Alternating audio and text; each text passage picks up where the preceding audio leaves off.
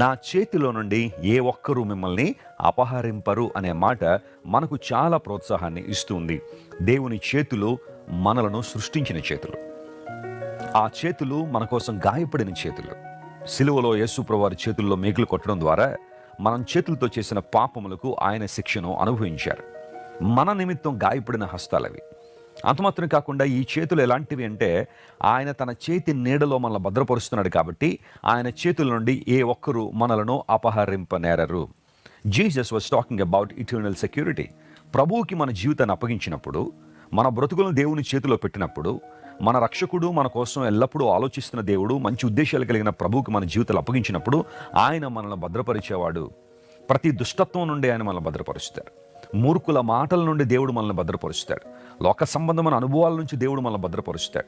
అన్నిటికన్నా ప్రాముఖ్యంగా రాబోతున్న నిత్య ఉగ్రత నుండి యేసు ప్రభు మనల్ని తప్పించే దేవుడు ఆయన.